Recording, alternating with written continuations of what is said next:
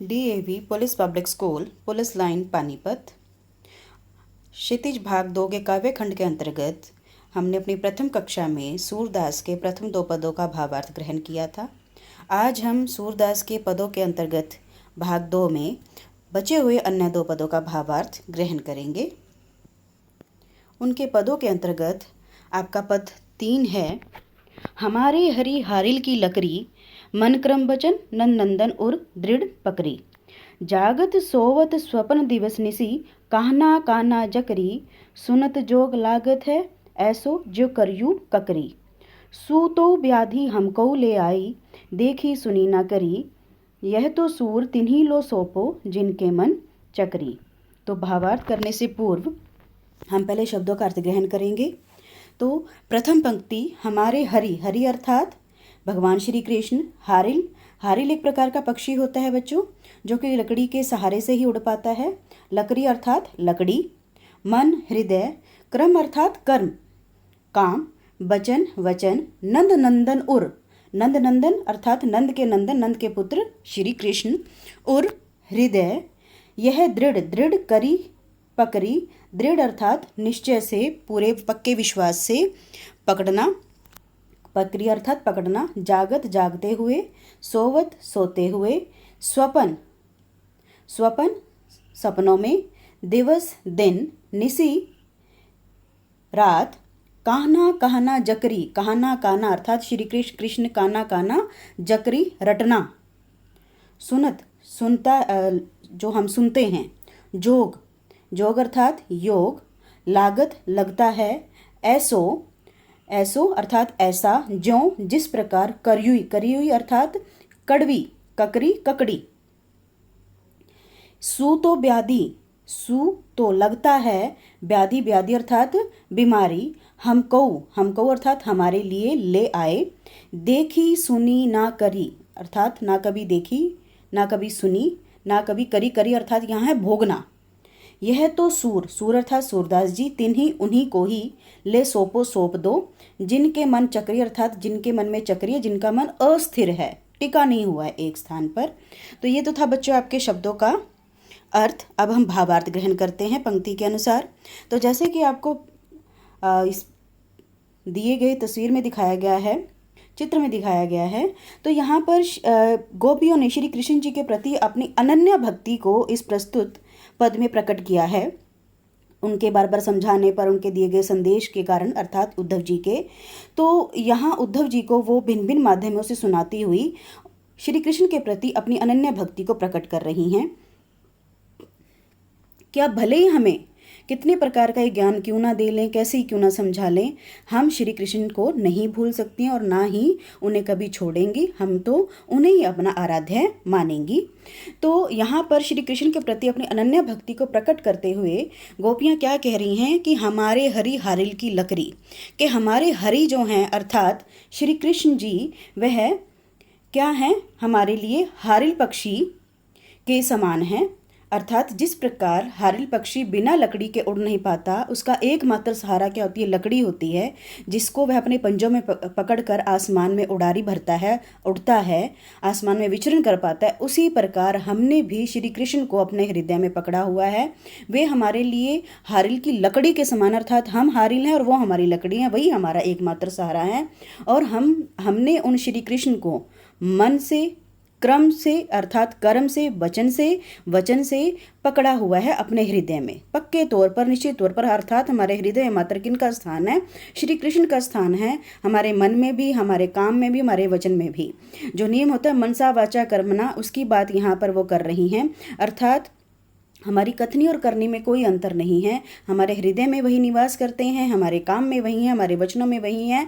हमने उनको नंद नंदन उर को अर्थात श्री कृष्ण, नंद के पुत्र श्री कृष्ण को अपने हृदय में पक्का स्थान दिया हुआ है और उनका स्थान कोई और अन्य नहीं ले सकता। इसलिए हम जागते हुए, सोते हुए, सपनों में, दिन रात मात्र क्या कहती हैं, काना काना ही रटती रहती हैं। हे उद्धव सुनो, ऐसा लगता है कि जो तुम हमारे लिए निर्गुण ज्ञान का संदेश लेकर आए हो, जैसा आपको पूर्व के पदों में बताया गया था कि वो किसके समान है, वह कड़वी ककड़ी के समान है।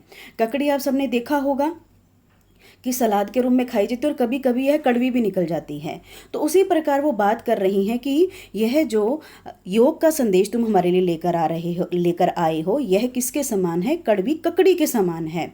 सूतो व्याधि हमको ले आए, देखी सुनी ना करी।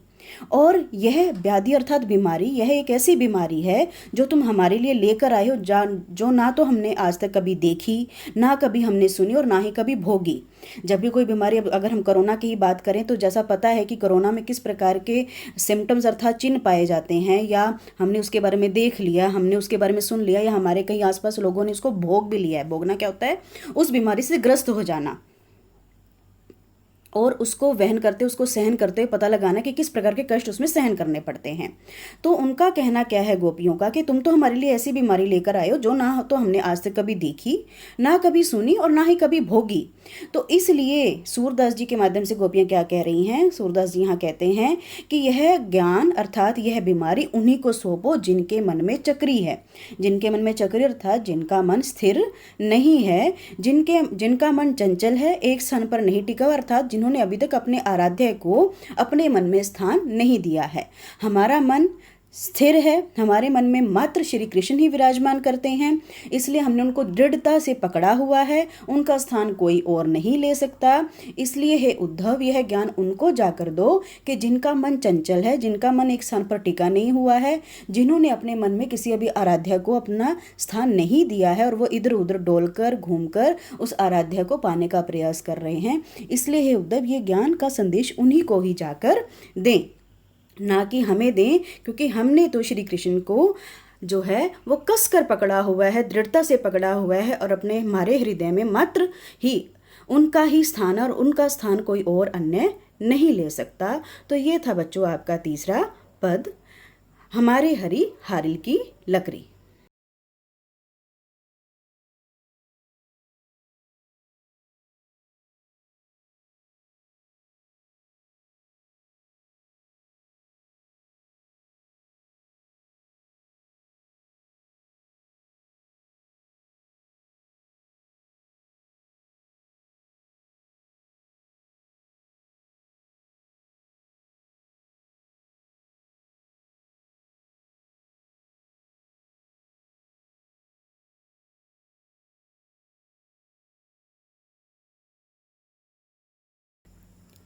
अब बात करते हैं चौथे पद की, चौथे काव्यांश की, जिसमें कि गोपियों ने श्री कृष्ण को उल्हाना दिया है। श्री कृष्ण के जो इस छल कपट पर जो उन्होंने निर्गुण ब्रह्मा का ज्ञान का संदेश भेजा, इसके ऊपर करारा व्यंग्य किया है। क्या कह रही हैं देखिए, हमारे हरि जो हैं अर्थात हरि है राजनीति पड़ी आए, समझी बात कहत मधुकर के समाचार सब पाए।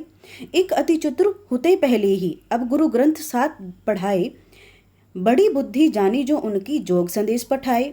उधो भले लोग आगे के परहित डोलत धाए, अब अपने मन फेर पाहिए चलत जुहुते चुराए। ते क्यों अनीति करें आपुन जेव और अनीति छुड़ाए, राज धर्म तो यही सूर जो प्रजा न जाही सताए। तो पहले हम दी गई पंक्तियों का शब्दार्थ ग्रहण करते हैं, शब्दों का अर्थ ग्रहण करते हैं। तो हरि अर्थात भगवान, राजनीति आप जानते हैं पॉलिटिक्स की जो बात होती है, राजनीति ज्ञान की बात कर रही हैं कि अब वो राजा बन गए हैं तो राजनीति उन्होंने पढ़ ली है। समझी बात, समझना, बात, कहत मधुकर, मधुकर अर्थात भवरा, भवरा अर्थात यहाँ पर उद्धव को कहा जा रहा है। समाचार, समाचार के उनके द्वारा जो भी हमें समाचार दिया गया, जो संदेश दिया गया वो सब पाया। इक अर्थात एक, अति अत्यंत, चतुर चालाक हुते थे पहले ही, अब गुरु ग्रंथ पढ़ाए, कि यहाँ पर श्री कृष्ण की बात हो रही है कि वो एक तो पहले ही चतुर थे, अब गुरु ग्रंथ पढ़ाए, अब उन्होंने गुरु ग्रंथ भी पढ़ लिया अर्थात राजनीति का ज्ञान भी प्राप्त कर लिया है। बड़ी बुद्धि जानी जो उनकी जोग संदेश पढ़ाए, बड़ी बुद्धि यानी कि उनका ज्ञान बढ़ गया है, बुद्धि बढ़ गई है। अब बड़ी बुद्धि जानकर उन्होंने क्या किया है, जोग संदेश यानी कि योग का निर्गुण ज्ञान का संदेश हमारे लिए पढ़कर हमारे लिए भेजा है। अब यहाँ पर वो उद्धव को संबोधित करते हुए कह रही हैं अगली पंक्ति में कि उद्धव अर्थात उद्धव भले, जो कि अच्छे लोग होते हैं, भले लोग होते हैं, आगे के अर्थात पहले जमाने के थे, पहले युग के थे। पर हित, पर अर्थात यहाँ पर है दूसरों के लिए, हित भला, डोलत आगे पीछे डोलना, घूमना, धाए दौड़ना। अब अपने मन फेर पाइए, अब अपने मन मन हृदय फिर से पाइए दोबारा पालेंगी, चलत चलते हुए जू उन्होंने हुते चुराए जो चुराया था। ते क्यों अनीति करें आपुन, हम क्यों अपने आप अन्याय करें या अनीति ऐसे कार्य करें जो कि नीति के अंतर्गत नहीं पाए जाते। जो और अनीति छुड़ाए, जो और अर्थात जो औरों को अनीति कर अन्यायपूर्ण वाले कार्य छुड़वाते हैं।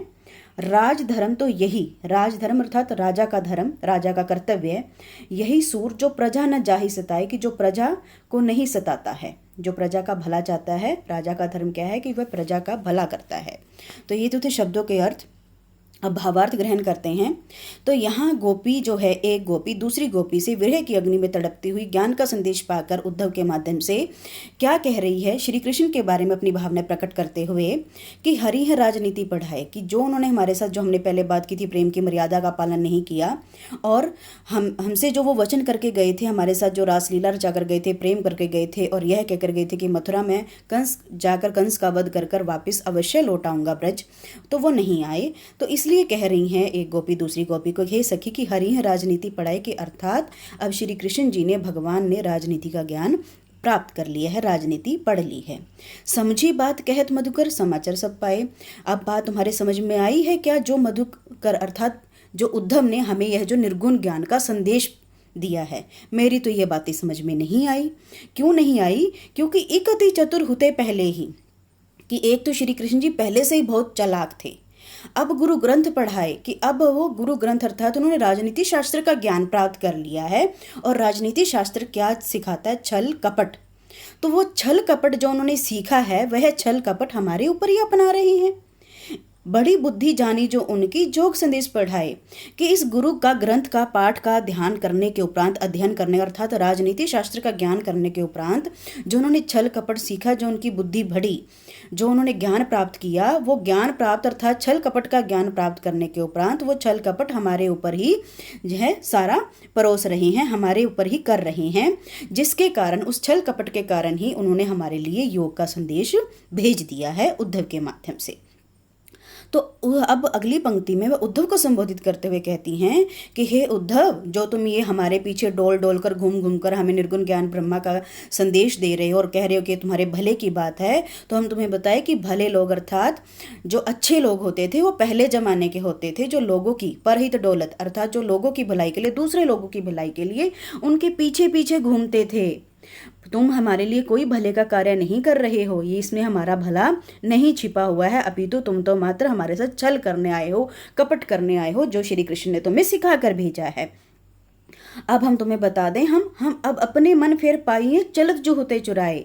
जो श्री कृष्ण जी ने चलते समय जब मथुरा गए थे और हमारे मन अपने साथ चुरा कर ले गए थे, हम वो अपने मन अब वापिस पाकर रहेंगे, क्योंकि हमारे हृदय में तो मात्र उन्हीं का स्थान और वो अपना हमारा हृदय अपने साथ ले गए हैं, इसलिए हम अपना हृदय फिर से पाकर रहेंगी। ते क्यों अनीति करें आपुन, जे और अनीति छुड़ाए। इस पंक्ति में गोपियों का कहने का भाव यह है कि हम अनीति क्यों करें, और हमें करनी भी नहीं चाहिए कि हम अन्यायपूर्ण वाले कार्य क्यों करें, और श्री कृष्ण जी को भी ऐसे कार्य नहीं करने चाहिए, क्योंकि राजा का धर्म ये है और वो तो दूसरों की अनीति कार्य छुड़ाने गए थे, अन्याय छुड़ाने गए थे या अन्याय दूर करने गए थे, अन्याय से न्याय करने गए थे, परंतु वो क्या कर रहे हैं, स्वयं हमारे साथ ही अनीतिकर कार्य कर रहे हैं। राजधर्म तो यही सूर जो प्रजा ना जाहि सताए। गोपियां इस पंक्ति में क्या कहना चाहती हैं कि राजा का धर्म क्या होता है, क्योंकि अब तो वो हमारे भी राजा हैं, कि जो क्या करता है, प्रजा की भलाई के कार्य करता है। परंतु ये हमारे राजा कैसे हैं कि जो अनीति छुड़वाने गए थे, अपितु खुद ही अनीतिकर बन गए और हमारे साथ अन्याय कर रहे हैं, अपनी प्रजा के साथ अन्याय कर रहे हैं, कि हमें जो वचन दिया था या हमारे वापस लौटने का जो वचन दिया था, हमारे साथ फिर से प्रेमालाप करने का जो वचन दिया था, हमारा जो मन चुरा कर ले गए थे और हमारे साथ फिर से निर्वाह करना चाह रहे थे, आज वे वापस न आकर अपनी प्रजा का भला न सोचकर हमारे साथ ही अनीतिकर कार्य कर रहे हैं। तो राजा का धर्म यह नहीं होता, अपितु राजा का धर्म यह होता है कि अपनी प्रजा की भलाई करे, और वो अपनी प्रजा को ही श्री कृष्ण क्या कर रहे हैं, कष्ट पहुंचा रहे हैं, मात्र किसके लिए, उस अपनी पत्नी का प्रेम प्राप्त करने के लिए, जिसमें वो मथुरा में निवास कर रहे हैं। तो यहाँ पर इन प्रस्तुत इस काव्यांश में फिर से उनका जो वियोग झलक रहा है गोपियों का, और इस वियोग के कारण ही, इस वियोग की पीड़ा के कारण ही वो श्री कृष्ण और उद्धव पर करारे व्यंग्य कर रही हैं। तो ये था बेटा जी आपका चौथा पद। आशा करती हूँ कि आपको समझ में आ गए होंगे। ठीक है, इनके शब्दों के अर्थ भी मैंने आपको दे दिए हैं, और आप इनका भावार्थ ग्रहण कर अपने आप स्वयं भी लिखने का प्रयास करेंगे। धन्यवाद। शुभ दिन।